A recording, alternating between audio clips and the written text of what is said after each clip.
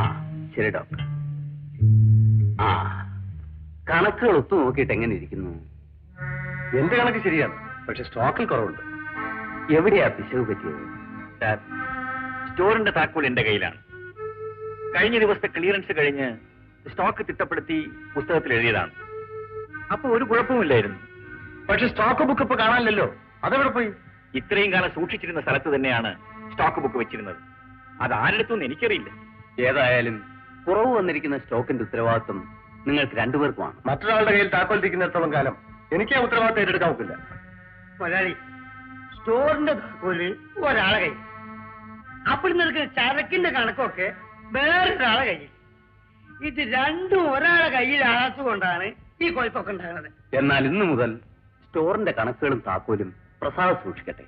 അച്ഛാ, പിശക് എവിടെയാണെന്ന് കണ്ടുപിടിക്കാതെ താക്കോല് കൈമാറ്റം ചെയ്യുന്നത് ശരിയല്ല.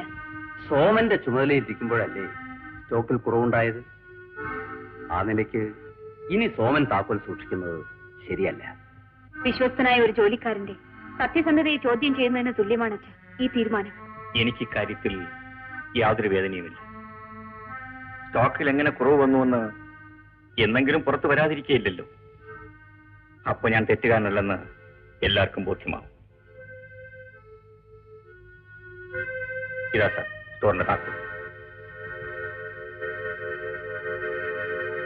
പ്രസാദ്, ഇതാ ഇന്നു മുതൽ സ്റ്റോറിന്റെ ചുമതല പൂർണ്ണമായും നിങ്ങൾക്കാണ്. മോനെ, പള്ളിക്കൂടത്തിൽ മണിയടിക്കാറായി, വേഗം ചെല്ലു. എന്നാ സ്ലേറ്റും ബുക്കും. അമ്മച്ചി, ചോക്ലേറ്റ് ആ താടിക്കാരി മാമൻ ഇന്നും വരുമോ?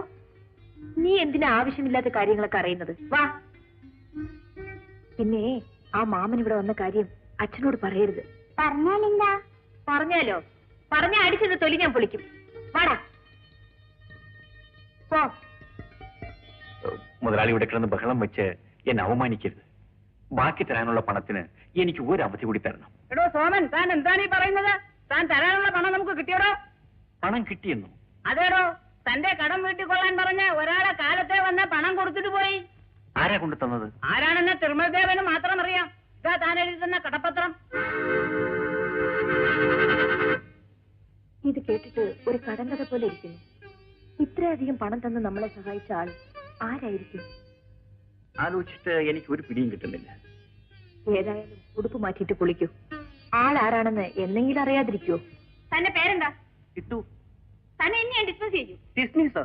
കാര്യം എന്താ? ഒരു ചായക്ക് വേണ്ടി എത്ര തവണ ബെല്ലടിച്ചു? തന്നെ ചെവി കേട്ടുകൂടെ മനുഷ്യ? ഓ, കേൾക്കാമല്ലോ.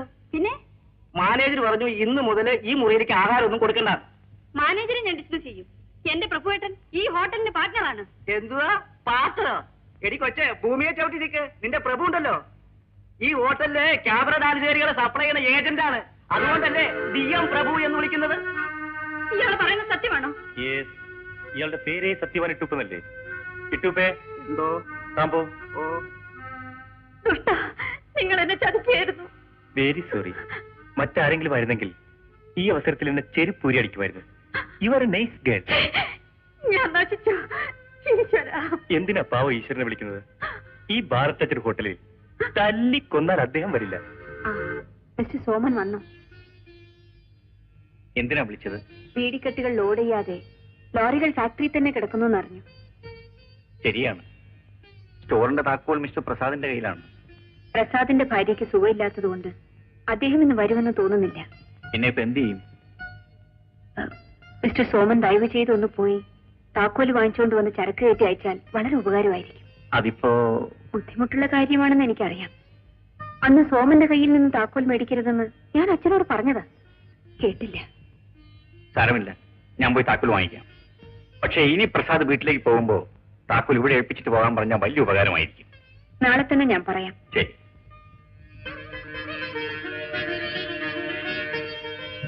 ഭാര്യയ്ക്ക് ഇന്ന് രാവിലെ അസുഖം അല്പം കൂടി. അതുകൊണ്ടാണ് ഞാൻ ഓഫീസിൽ വരാതിരുന്നത്. ഇപ്പോഴെങ്ങനെ ഇരിക്കും സാറേ?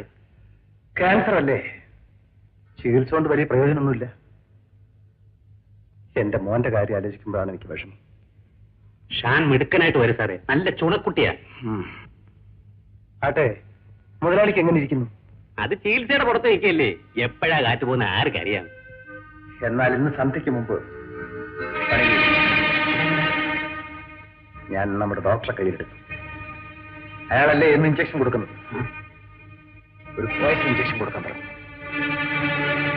ആർക്കൊരു സംശയം തോന്നില്ല. അയ്യോ സാറേ, അയാളെ വിശ്വസിക്കാൻ കൊള്ളാമോ?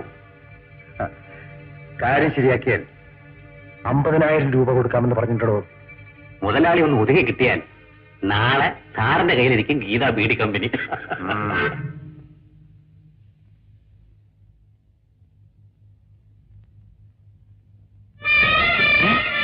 ഇതെന്താ? എക്സ്ക്യൂസ് മീ ഡോക്ടർ, വരൂ. സോറി ഡോക്ടർ, അച്ഛന് വെല്ലൂരിൽ നിന്ന് ഒരു പുതിയ മരുന്ന് കൊടുത്തയച്ചു. അത് കുത്തിവെക്കാൻ ഒരു ഡോക്ടറെയും അവർ നിർദ്ദേശിച്ചു. അദ്ദേഹമാണ്. Very good, very good. ഇന്ന് അദ്ദേഹം കുത്തിവെച്ച് പോട്ടെ. നാളെ രാവിലെ ഞാനിങ്ങ് വരാം. ഡോക്ടർ ഇനി വരണ്ട. വൈ അതെന്താ? ഇനി ഈ ഡോക്ടറെ ചികിത്സിച്ചാൽ മതിയെന്ന് വെല്ലൂരിൽ നിന്നുള്ള നിർദ്ദേശം. ഓഹോ, വെല്ലൂരുകാരനല്ലേ പറഞ്ഞിരിക്കുന്നത്? അപ്പൊ അത് തട്ടാനൊക്കൂ. നടക്കട്ടെ നടക്കട്ടെ. എന്താണ് മോനെ, എഴുതി കഴിഞ്ഞോ? എന്താ ഈ പൊതി? അത് കുറച്ച് ജൗളിയാ. എവിളി? നിങ്ങളെ ഏൽപ്പിക്കണമെന്ന് പറഞ്ഞ് ഒരാൾ കൊണ്ട് തന്നതാ. ഓണക്കൂടിയാന്ന് തോന്നുന്നു. കൊള്ളാമല്ലോ. നോക്കട്ടെ.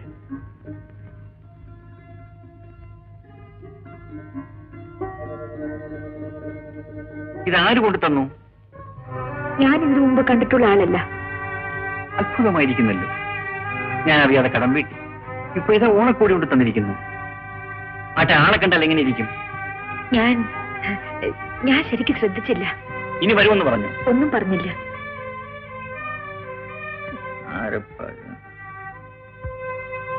അച്ഛാ, ഇതൊരു താടിക്കാരൻ മാമനാ കൊണ്ടുവന്നത്. ആ, എന്നോട് വരൂ. അമ്മയോട് ഒത്തിരി നേരം സംസാരിക്കും. അച്ഛാ, മാമൻ വരുന്ന കാര്യം അച്ഛനോട് പറഞ്ഞ അമ്മ തല്ലുവെന്നാ പറഞ്ഞിരിക്കുന്നെ.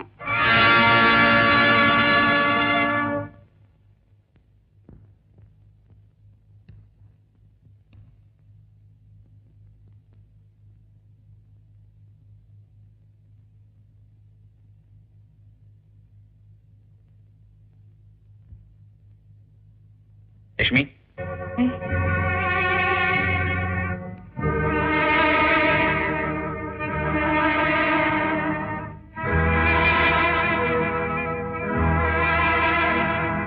എന്താ ചേട്ടാ?